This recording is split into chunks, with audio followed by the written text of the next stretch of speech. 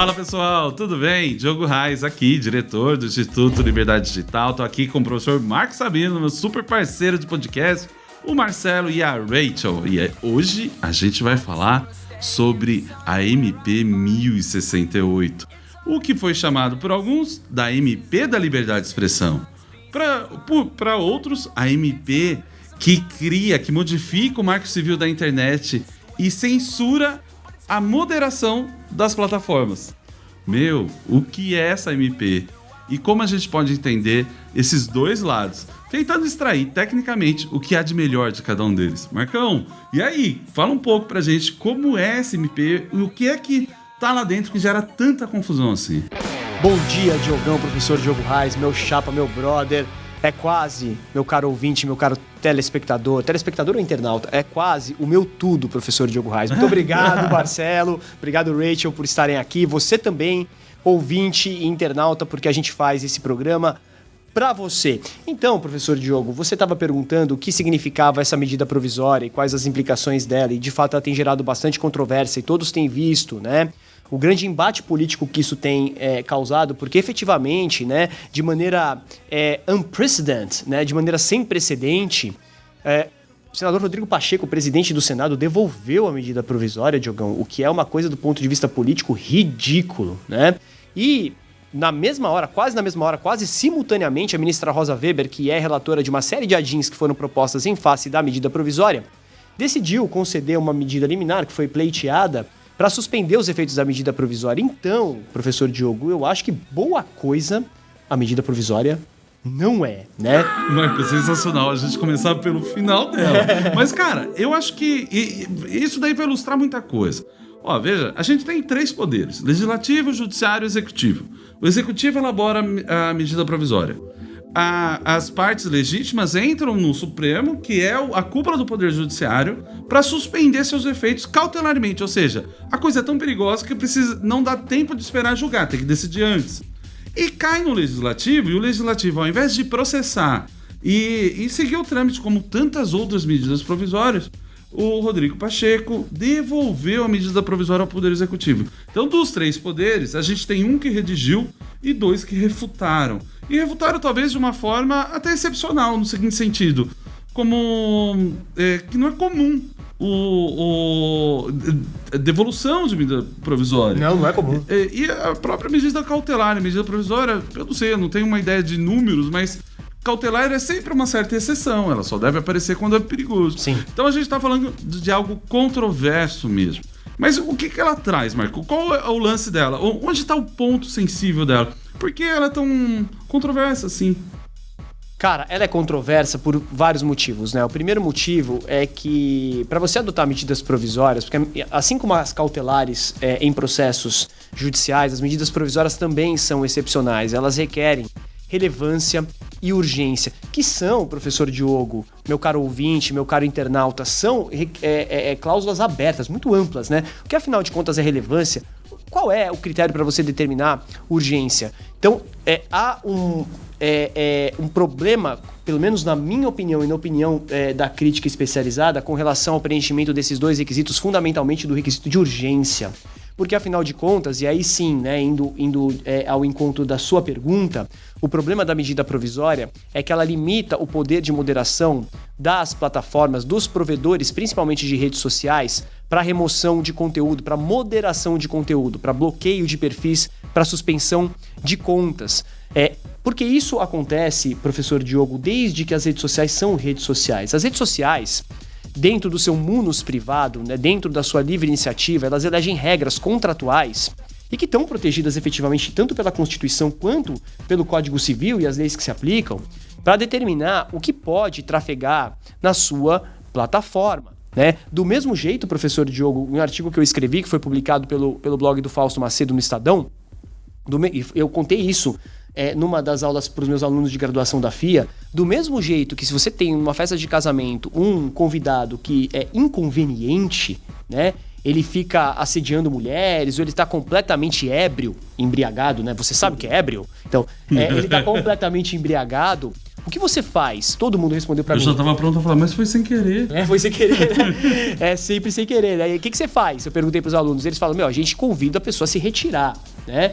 Do mesmo jeito que esse tipo de situação faz com que o dono da festa peça para esse convidado se retirar, a rede social tem a prerrogativa de dizer para esse arruaceiro da rede social que dissemina desinformação, discurso falso, discurso de ódio. E tem coisa, minhas senhoras e meus senhores, que vocês não querem saber o que é. Por exemplo, automutilação, indução ao suicídio, pedofilia, drogas. Quer dizer, você imagina tudo isso tramitando numa timeline ou num feed de notícias de um Facebook, de um Instagram, de um Twitter, né? Que são TikTok, que são todas essas empresas que trabalham com isso. Então, o que acontece é que há 2 artigos da medida provisória que alteram o Marco Civil da Internet, uma lei de 2014 que teve 7 anos de discussão e agora foi alterada na canetada do presidente da República por uma medida provisória, que determinam justa causa para remoção de conteúdo. E pior, professor Diogo, são itens que são itens exaustivos, não são itens exemplificativos, como por exemplo, olha, dentre outras situações, você, rede social, pode retirar esses conteúdos aqui, mas pode retirar outros. Não. Você, rede social, de acordo com a medida provisória, só pode retirar aqueles conteúdos. E dentre aqueles conteúdos que podem ser retirados, professor Diogo, adivinha qual que não tá? Uma chance. Qual que não tá? Que pode ser retirado pela rede social? Fake news, desinformação, mentira.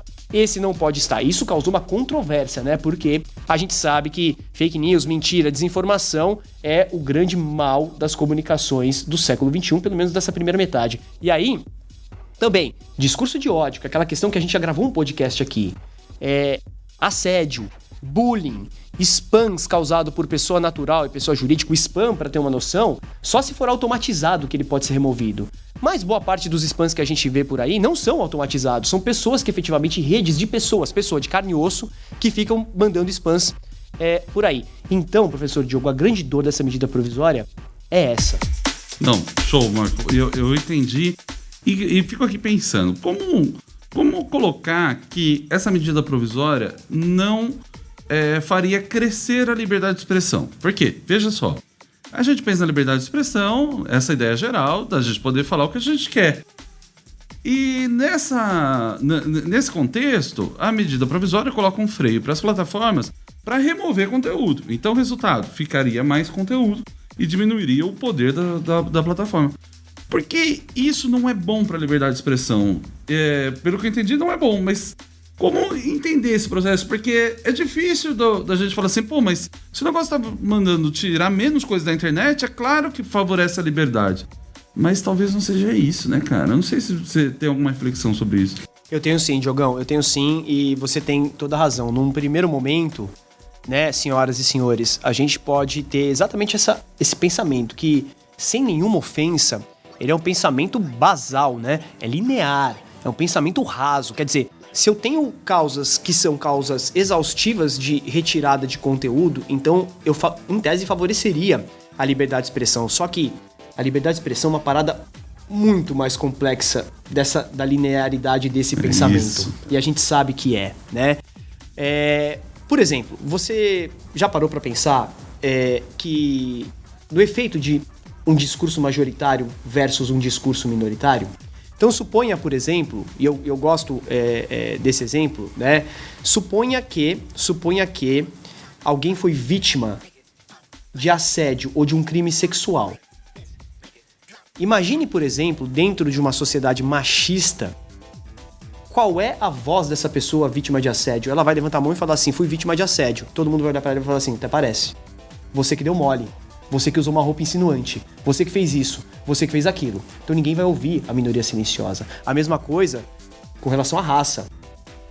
O negro que foi tão hostilizado e continua sendo, vai levantar a mão e falar assim, fui hostilizado. E a maioria vai falar, não foi. Então, se eu não tiver mecanismos para assegurar que a voz da vítima do crime sexual ou do racismo e do preconceito tenham suas vozes ouvidas, então eu não terei liberdade de expressão de fato, eu terei liberdade de expressão da maioria. E a liberdade de expressão é para todo mundo. Portanto, o que acontece nessa MP é que, a pretexto dela ter números clausos, ou seja, questões exaustivas de retirada de conteúdo, ela acaba permitindo que outros conteúdos tóxicos como as fake news, a desinformação, os discursos de ódio, tenham livre trânsito da internet. E desinformação, a gente já sabe, professor Diogo, a gente já falou aqui. Ela pega mais do que a notícia verdadeira, ela vai mais longe, ela atinge mais pessoas, ela é mais compartilhada, ela é o discurso majoritário. A desinformação é o discurso majoritário e a verdade no mundo de hoje é o discurso minoritário. Então o que a MP faz é calar o discurso minoritário. A diminuição do poder de remoção de conteúdo, uma ideia de ter, não é bem uma limpeza da internet, mas talvez um parâmetro mínimo, tentando buscar a efetividade dos direitos humanos, por exemplo, e algumas questões que são essenciais à própria democracia, né? À humanidade em geral. Então, quanto mais a gente libera todo esse conteúdo, inclusive o tóxico, esse conteúdo tóxico, cria-se uma espécie de poluição na qual pode afogar ou asfixiar a liberdade de expressão, um discurso que com conteúdos que não tem tanta adesão quanto os conteúdos tóxicos, por exemplo. Como se a gente estivesse falando de liberdade de expressão, mas também estivesse falando sobre dar espaço. Eu tô aqui pensando, transplantando para o mundo físico. Imagina que temos aqui 50 pessoas.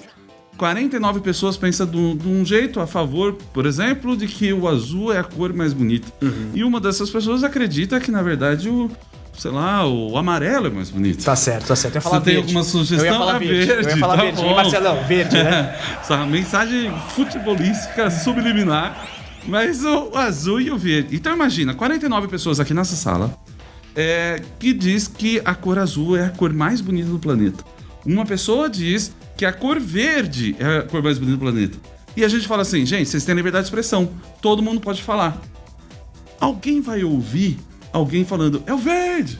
A não ser que essa pessoa tenha uma voz que vença 49 vozes. Então, perceba que há um sufoco. Né? Eu gosto de verde. Há um sufoco.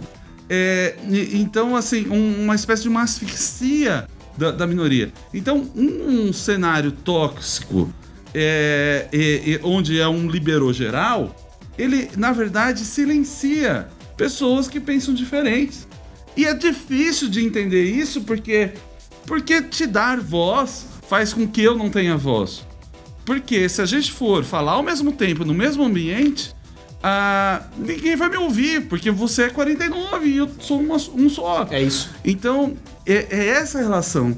Mas é difícil de entender. É necessário atenção, paciência e reflexão mesmo. Uhum. Então, me parece que não é porque remove que é censura e fere a liberdade de expressão. Também não parece que é porque não remove que é livre. Uhum. Então, nesse conjunto, a gente precisa fazer escolhas eventualmente trágicas. Por exemplo, existe a plataforma é uma empresa privada. Ela tem suas regras e é assim. Sim. O Estado, quando se apropria do poder ou dessas regras, me parece que faz um movimento de estatização, como se quisesse tomar para si essa ferramenta que é tão poderosa. E talvez o que é mais sensível do que uma empresa que tem uma atividade ilícita, mas moderar de acordo com as suas regras, me parece que o que pode ser pior é você ter um governo querendo se apropriar dessas armas. Então, por isso, tanta sensibilidade e tanta confusão. Sinceramente, Marco, eu acho que a gente precisa de muito tempo para explicar uma coisa dessa, para a gente poder entender que liberar todo mundo é, na verdade, sufocar algumas pessoas. E meio que não há espaço para todo mundo. E aí, por isso, é necessário criar uns parâmetros de segurança para que a minoria também fale. E essa moderação talvez possa vir, entre outras coisas, deixar um ambiente um pouco mais sadio. Agora, por outro lado, as plataformas, me parece, têm sido cobradas mundialmente por essas retiradas de conteúdo. Alguns reclamam que ela não tira conteúdo, outros reclamam que ela retira demais. Talvez o caminho não esteja tanto na quantidade, mas na transparência dessa tomada de decisão. E parece que essa MP não resolve esse problema. O que você acha disso? Não, sem dúvida nenhuma, né? A grande questão, o grande problema da atividade de moderação de conteúdo, inclusive nos Estados Unidos, esse é um tema bastante discutido pelos scholars, né? Pela academia, é efetivamente a potencial falta de transparência com relação aos critérios que são tomados para a moderação de conteúdo. Porque, afinal de contas, Diogo, voltando um passo atrás, o que acontece nesse caso, por que parece tão diferente essa situação das redes sociais? É porque há uma confusão na timeline entre o que é liberdade de expressão e o que é liberdade de iniciativa. Porque, por exemplo, o que é um contrato de fornecimento, se não regras que são eleitas pelas próprias partes para o fornecimento de determinado produto. E a gente sabe que o Estado ele tem um poder limitadíssimo de intervir nesse contrato. Só se ele for ilegal, só se ele for desproporcional e ainda assim de maneira absolutamente excepcional. Ora, os termos de uso, as diretrizes e padrões da comunidade, os termos de serviço, chame do que você quiser, as políticas das redes sociais, elas têm uma natureza contratual. E o contrato faz lei entre as partes. Existe uma autonomia de contratar. E há uma liberdade de contratar, que são princípios, antigos do contrato. Então, nesse sentido, você estatizar esse tipo de situação, que é o que efetivamente faz a medida provisória acha que o Estado se arvora... O Estado não, né? O Estado não. O Poder Executivo, porque é uma medida provisória. E, aliás, o Legislativo, os outros poderes rejeitaram, né? Então, o Poder Executivo, ele se arvora a ser o grande bastião do que ele chama de liberdades. Mas o fato é que existe o efeito silenciador do discurso, a respeito da qual nós já falamos. E a medida provisória, certamente, ela não está nem um pouco preocupada, professor Diogo, com a transparência dos critérios de moderação de conteúdo. Ela simplesmente afasta os poderes de moderação de conteúdo. Ela é, inclusive, contraditória. Porque ela diz: atenção, plataforma, esse é o parágrafo único do artigo 8º-A, alterado pelo MP no Marco Civil da Internet. Atenção, plataforma, se você excluir conteúdo, suspender perfil ou excluir perfil fora das hipóteses dessa medida provisória, isso vai caracterizar censura. Não fala com essas palavras, mas é o que se entende dali. Ideológica, política, artística, o que é vedado pela Constituição. Mas, obviamente, não é assim. E aí, mais pra frente, ela diz que os provedores de rede social têm 30 dias para adequar suas políticas. Mas que políticas? Se ele tá falando que eu não posso ter políticas. Que a política é a medida provisória. Na verdade, adequar para reduzir ou tirar a sua política, né? Não tem mais política. No fim das contas, é isso, né? E aí você tem uma resposta da Advocacia Geral da União dizendo: não, mas veja, porque as redes sociais continuam com o poder. Não é bem assim. E a gente, lendo a medida provisória, senhoras e senhores, vê que isso não é verdade. A medida provisória estabelece rols exaustivos. Vale a pena você dar uma olhada, principalmente no artigo 8º-C, do novo Marco Civil da Internet, né? Do que seria o novo Marco Civil da Internet, porque lá estão as hipóteses taxativas de remoção de conteúdo. E você não vê lá discurso de ódio, fake news, desinformação, bullying, assédio e qualquer outro problema causado por pessoa natural ou por pessoa jurídica. Então, isso gera, na prática, um problema, fora que isso é claramente uma subversão do que está estabelecido no Marco Civil da Internet, porque a gente tem o regime, por enquanto, vigente, né? Até que o tema 786 seja julgado pelo Supremo, que é o regime... 987. É o nome? É o 987. 786 é de esquecimento, é o 987. Não, porque o 6 virou 9. Eu sempre confundo esses dois, na minha cabeça são os principais para mim. É o 987. Até que ele seja julgado pelo Supremo, o regime de responsabilização das plataformas fora conteúdo de nudez e sexo privado é o do Judicial Notice and Takedown, ou seja, só com uma notificação judicial que os conteúdos têm que ser mandatoriamente retirados das redes sociais. Por quê? Porque pensou-se naquela época, com razão no meu sentir, que apenas alguém imparcial poderia definir o que é violação à liberdade de expressão, ou o que é um abuso de expressão, para poder remover conteúdo. O Marco Civil da Internet não quis entrar no poder de moderação das plataformas, porque entendeu-se que esse poder era das plataformas. Elas seriam legítimas para definir o que elas querem ver na timeline delas. Evidentemente, elas estão sujeitas ao Estado, elas estão sujeitas ao ordenamento jurídico, que é a lei. Se alguma coisa prejudicial for postada, elas podem eventualmente ser responsabilizadas caso, com ordem judicial, determine ser retirada e não removam. Certo. Então essa é a situação. Agora, a medida provisória subverte essa situação. Ela diz, você vai ser responsabilizado se você tirar o que não está aqui. Então você vai sofrer, inclusive, multa de 10% do seu faturamento global. E se você tivesse, Marco, ameaçado, ou você, né, o nosso ouvinte, telespectador... Sim, esse público maravilhoso que nos vê agora e nos ouve. E imagina, se você tivesse ameaçado sobre uma pena de multa de 10%, imagina você como empresa, uma empresa desse tamanho, será que na dúvida você retiraria conteúdo ou deixaria conteúdo? Você toparia correr o risco de uma multa desse tamanho? Então perceba que a própria potencialidade, a ameaça, todo o esquema feito para trazer força para a medida provisória cria uma situação onde remover conteúdo, quando a ameaça de remoção de conteúdo acaba sendo extremamente grave por causa do valor envolvido.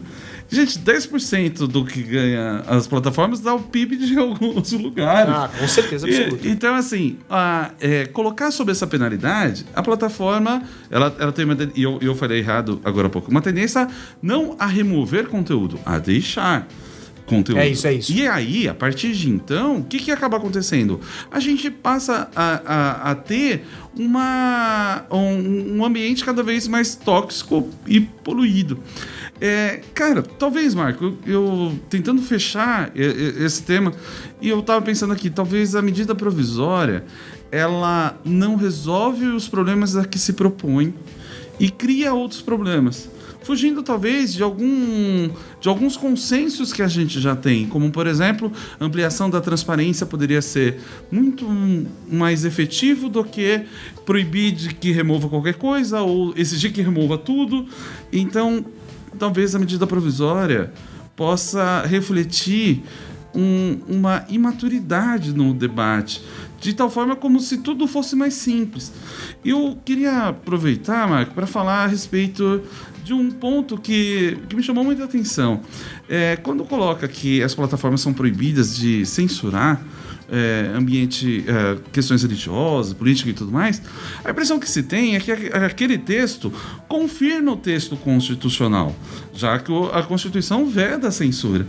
Agora, quando é feito esse jogo de palavras e nessa inversão de valores, por que não é a mesma coisa?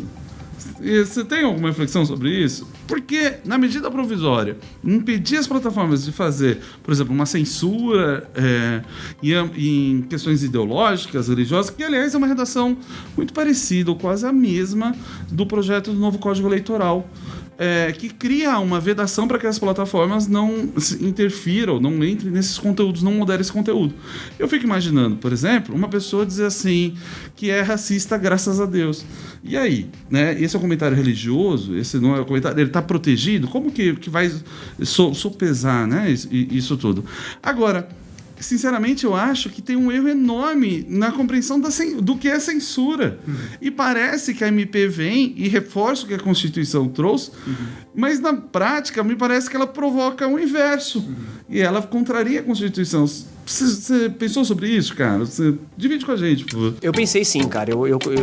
Claro que eu pensei e claro que eu entendo que há uma inversão da lógica da liberdade de expressão que é trazida pela medida provisória. Eu gosto de pensar em situações que são situações limite e que efetivamente elas requerem uma certa dose de interpretação. Eu gosto de eleger o chamado discurso de ódio para poder ilustrar esse tipo de conversa. Então, o discurso de ódio é algo que existe efetivamente algum consenso sobre o que caracteriza, mas há também alguma dúvida a respeito de se certas manifestações elas são ou não protegidas pela liberdade de expressão. E aí, diga-se desde logo, professor Diogo, que a liberdade de expressão não te dá direito de manifestar seu pensamento mais impuro, mais tóxico, mais duro. Ela não te dá direito. ela não te dá direito de acusar falsamente ninguém de crime. Você terá cometido calúnia. Artigo 139 do Código Penal. Então, eu não posso sair falando o que eu quero, porque também tem 3 coisas que não voltam, né, professor Diogo? Sabe essa, não? Eu acho que eu sei. Não sei se eu lembro de todos, mas é a flecha lançada. A flecha lançada. Eu lembro da palavra, né? A oportunidade perdida e a palavra proferida. Exato. Então, a partir do momento em que você fala alguma coisa, não tem mais volta. Você não pode pegar aquilo que você falou, aquela manifestação de pensamento e voltar. Portanto, o legislador constituinte ele dá 2 fórmulas, né? Resposta e indenização. Então, a censura, pelo ordenamento constitucional, ela não pode acontecer. Agora, acontece, como diz o professor Robert Darnton, da Universidade de Harvard, que é historiador e escreveu vários livros sobre censura. Cara, eu vou falar um negócio que você vai me bater. Mas não necessariamente a censura é ruim. Pensa no seguinte, pensa num veículo tradicional. Pensa no editor da Folha de São Paulo. Então, eu tenho lá o editor da Folha de São Paulo. Chega toda manhã uma lista de matérias que vão ser publicadas no dia seguinte ou 2 dias depois para ele definir o que vai ser publicado ou não. E ele diz, isso vai ser publicado, isso não. Isso vai ser publicado, isso não. Isso vai ser publicado, isso não. Eu posso chamar isso de censura? Num sentido largo, eu posso. Por quê? Porque eu estou dizendo para alguém não manifestar seu pensamento, eu não vou manifestar o pensamento dele de maneira pública num jornal. Mas por que o editor faz isso? É porque o editor está controlando o discurso. No caso do editor, ele está preocupado com várias coisas, né? Com a questão comercial, com a questão da responsabilidade civil do jornal, o que é interessante, efetivamente, para municiar a sociedade de informações, mas isso, invariavelmente, é uma espécie de censura que, de resto, acontece na minha casa. Eu tenho 2 filhos, e eu viro para um deles e falo assim, não fale sobre esse assunto. Por quê? Porque o assunto é problemático, então a gente faz isso o tempo inteiro. E nem toda censura é ruim. O pior da censura acontece quando a censura é exercida de forma daninha, uma forma daninha de dominação. E aí, quando você quer dominar uma certa ordem de ideias, e pior, né? Agindo de maneira subrepetícia. Eu protejo, na verdade, a liberdade de expressão. O que a gente precisa entender é o seguinte. Esses direitos fundamentais, né, os chamados de principalmente os chamados de primeira geração, das liberdades públicas, eles se colocam num discurso na boca de Chico e na boca de Francisco. E os dois têm opiniões antagônicas. Então, o mesmo tirano pode reclamar sobre liberdade de expressão e a vítima também pode reclamar sobre liberdade de expressão. Então, a gente não pode cair nesse discurso. A gente tem que olhar o fenômeno e falar, cara, tem um risco de censura aqui. E o que acontece com a medida provisória é que há efetivamente um risco de censura ali. Por quê? Porque, de novo, esses conteúdos que são conteúdos que no mundo de hoje, né, a gente já falou aqui sobre os estudos do MIT, a gente já falou aqui sobre os estudos que foram publicados na Nature, essas notícias falsas são as que predominam. São as que predominam. E aí, uma notícia falsa repetida várias vezes, aí vem alguém com uma notícia verdadeira e falando que isso aqui é fake news. Qual a chance de você acreditar? Principalmente considerando que você compartilha conteúdo, por exemplo, no WhatsApp ou no Telegram, simplesmente lendo a headline. Principalmente considerando que 80% dos adultos norte-americanos têm no Facebook a sua principal fonte de notícias, mas eles não leem a matéria, eles compartilham. E manchetes que são mais chamativas, que são mais espalhafatosas, são mais emocionais, elas têm maior chance de ser compartilhada. Então, não é assim que tipo, olha só, eu preservo a liberdade de expressão, eu tenho aqui 5 hipóteses de retirada de conteúdo e, puxa, se eu tiro esse poder das plataformas, eu estou preservando a liberdade de expressão. É muito mais complexo do que isso, professor Diogo. É um paradoxo da própria liberdade, né, Marco? Onde você tem, às vezes, a concessão irrestrita da liberdade como uma forma de acabar com a própria liberdade. Eu acho que a gente precisa... E não é fácil de explicar, porque as coisas se conectam e parece que está havendo apenas uma confirmação daquilo que já é. Mas a medida provisória, eu particularmente acredito que os motivos que ela aponta não são suficientes para resolver os problemas aos quais ela promete resolver. E para que a gente possa finalizar, Marcão, eu queria pedir também a Rachel para colocar aqui no nosso material um link do artigo que você escreveu, que você mencionou aqui, lá no Estadão. Colocar também, Rachel, se puder, aquele uma explicação do Dr. Felipe Carmona Canteira, que é o secretário de Direitos Autorais do governo Bolsonaro e que redigiu essa medida provisória. Ele indica, inclusive, a medida provisória como um MP da liberdade de expressão. E lá ele elenca vários motivos que, segundo ele, faz com que essa medida provisória seja um reforço para a liberdade de expressão e não um problema. Então a gente teria talvez um olhar, um ângulo para dois principais pontos. Então fica aqui já o meu convite, o meu pedido para que a gente possa refletir um pouco mais sobre isso. Porque talvez o que tem mais a ver com a liberdade de expressão talvez não seja falar tudo, mas dialogar, falar e ouvir o outro. Então, Marco, acho que é isso, missão cumprida hoje. E aí, fecha aí pra gente. Gosto muito da frase da ministra Carmen Lúcia, quando ela julgou, se não me engano, foi a DPF, da lei de... foi das biografias, exatamente, foi a lei das biografias, que ela foi relatora. Cala a boca, já morreu, né? Então, toda essa história de vedação, alguém falar ou se manifestar, ela é problemática, né? Em tese, a gente, classicamente, o conceito de Marketplace of Ideas, que foi desenvolvido por Alexander Michelson no começo do século XX nos Estados Unidos, eu acho que ele não serve para a internet. A internet não está preparada para ser um livre mercado de ideias em que a opinião majoritária ela vai se sobressair à opinião minoritária, e isso fará com que as pessoas escolham livremente a sua opinião ou a opinião prevalente, porque não necessariamente aquela opinião reflete a fato, reflete a verdade. Então, professor Diogo, meu muito obrigado, meus parabéns, cara, porque aqui é muito gostoso, a gente faz isso e é uma diversão pra gente, isso ajuda a gente a pensar. Cara. A gente sempre sai cabeçudo desses papos, né? E no próximo aí a gente vê o nosso convidado, a nossa convidada, para falar de temas relacionados a isso. E você, caro ouvinte, caro internauta, não deixe de nos seguir, não deixe de seguir o Instituto de Liberdade Digital nas principais plataformas de streaming e também agora no YouTube. Muito obrigado, Marcelão. Muito obrigado, Rachel. E agora a gente faz, depois da fala do professor Diogo, um minuto de silêncio